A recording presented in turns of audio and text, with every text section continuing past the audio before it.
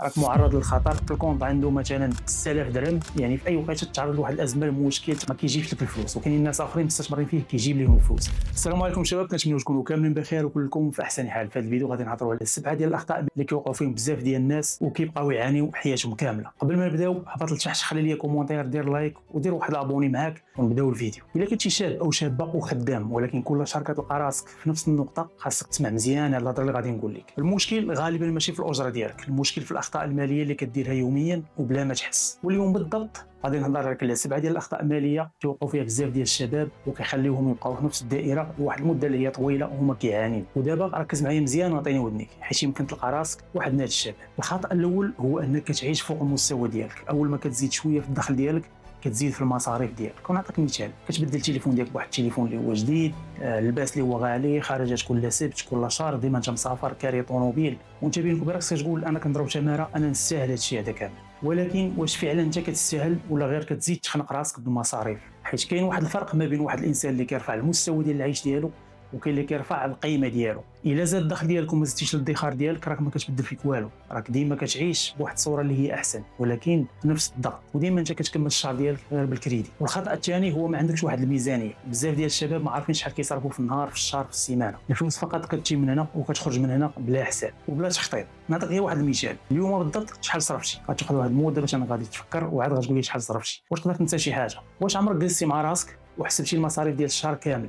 الا ما عارفش فين كتمشي فلوسك، راه ما عمرك غادي تبدل وما عمرك غادي تتحكم فيها. الفلوس بطبيعه الحال راه خاصهم واحد النظام، ماشي غير واحد المزاج. اليوم طالع عليا الدم غنمشي نخسر، اليوم ناشط غنمشي نزيد نخسر الدوبل.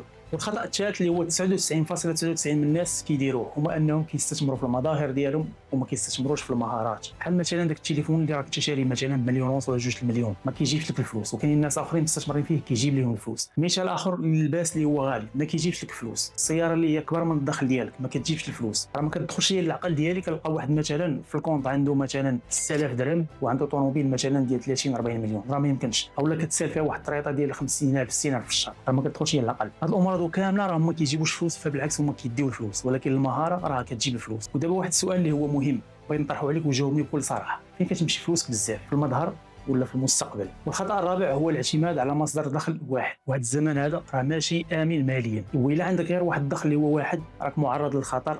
يعني في اي وقت تتعرض لواحد الازمه المشكل، تقدر مثلا تخرج من الخدمه ويوقف داك العمل ديالك ويوقف داك الدخل ديالك، بطبيعه الحال غتوقف حياتك كامله وغترجع للنقطه ديال الصفر. لذلك كنصحك من دابا انك تحاول ما امكن انك تستثمر في راسك ودير واحد الدخل اضافي اللي هو بسيط. كاين بزاف دابا ديال الخدمات اللي هما اونلاين، التجاره الالكترونيه، الديزاين، الايديتينغ، بزاف. وحاول ما امكن انت دابا وانت عندك واحد الدخل، مصدر ديال الدخل واحد، دير واحد الدخل اللي هو اضافي، حتى ولو انه كان صغير كيعطيك واحد الامان النفسي اللي هو كبير بزاف. وماشي ضروري المشروع اللي هو يكون كبير، ولكن المصدر الثاني يقدر يكون بزاف د الحوايج. تقدر مثلا تعلم شي حاجه دابا اللي هي اونلاين، تقدر مثلا تعلم الديزاين، الايديتينغ، الكوبي رايتينغ، التجاره الالكترونيه. شوف كاين بزاف ديال الحوايج اللي ممكن انك دابا حاليا تدخل منهم الفلوس. معايا انا ناس اللي راهم دخلوا معايا للتدريب تيديروا ارقام اللي هما واعرين، وكذلك موظفين لدرجه انهم ولاو كيديروا واحد الصالير اللي ممكن انه احسن من داك الصالير اللي كيديروه مثلا في التوظيف. يوسف هانتي راه يلاه سينا الفورماسيون، يعني ماشي بزاف. هانت هاد الشهر شحال من كوموند جبنا فيها 743، اللهم بارك. ومازال شوف النتائج غنصدمك ان شاء الله من بعد. اخي يوسف صافا لاباس عليك بخير؟ شنوك اخويا، الله يرحم لك الوالدين. هاد البرودوي اخويا قبل ما نبدا معاك كان حاصله فيا، ما عرفت كيفاش نسكيلي، ما عرفتش كيفاش كان كيطلع ليا الكوست وملي بدينا كنت كنتسنى غير امتى نوصلوا النهار ديال السكيلين، والحمد لله بديك لا ميثود اللي عطيتينا ديال شو الحمد لله شو تبارك الله شو الكوست. الخطا الخامس هو انك كتسنى الوقت المناسب عاد تبدا. مثلا كتقول خليني نرتاح عاد نبدا، ملي تزيد الاجره ديالي عاد نبدا، ملي مثلا تحسن الظروف عاد نبدا. الوقت المناسب راه ما كيجيش بوحدو، انت اللي كتخلقه. وبزاف ديال الشباب وبزاف ديال الناس اللي كيضيعوا بزاف ديال الفرص من حياتهم فقط انهم كيتسناو ديك اللحظه المثاليه. وهنا بالضبط فين كيبان لك الفرق ما بين الانسان اللي هو ناجح وما بين الانسان اللي هو عادي. والخطا السادس، كتقارن راسك بناس الغلط.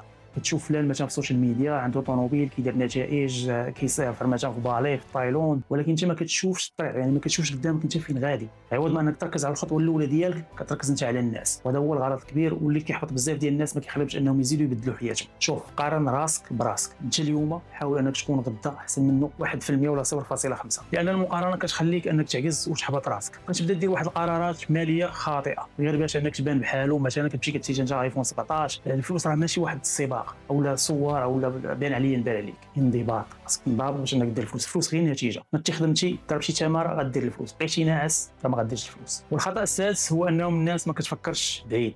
بزاف ديال الناس كيحسبوا فقط غير راس الشهر، ولكن قليل لانه كيحسب شنو جاي من العام الجاي، شنو يقدر يدير مثلا من 12 شهر. وكاين اللي كيحسب من 5 سنين، كيستثمر دابا وكيبغي هو يجني دوك الثمار من واحد 5 سنين من 10 سنين. فإلا كنتي كتفكر غير في اليوم اولا في الشهر الجاي راه ما عمرك غادي تبني واحد الحاجه اللي هي كبيره. واي قرار اللي هو مالي سيرتو الا كان كبير خاصك تسول راسك شنو هو الاثر ديالو من واحد العام اولا من 3 سنين اولا 5 سنين. علاش؟ لان الرؤيه القصيره كتصنع واحد الدخل اللي هو قصير اولا صغير. والخلاصه ان الفقر راه ما كيوقعش بالصدفه، ولكن كيبدا بواحد الاخطاء اللي هي صغيره وكتكررها يوميا. المصاريف الزايده بلا مهاره بلا دخل اضافي بلا رؤيه، ومن بعد كتبدا تقول واه الظروف صعيبه. متفق معك، الظروف صعيبه فعلا، خصوصا في هذا الوقت هذا اللي يكون شي غلاو بزاف ديال الحوايج، ولكن راه حتى الاخطاء اليوميه اللي كديرهم كتصعبها اكثر. والسؤال اللي بغيتك تجاوبني عليه اليوم غد دابا التعليق تحت وجاوبني عليه، شنو هو الخطا اللي حسيتي فيه اكثر؟ كانت هذه 7 ديال الاخطاء اللي نبغيك انك تجنبها وما ديرهاش. الا وصلتي حتى لهنا خلي لي شي حاجه لتحت في التعليق باش نعرفك راك وصلتي حتى لهنا، ونشوفك في الفيديو الجاي. السلام عليكم.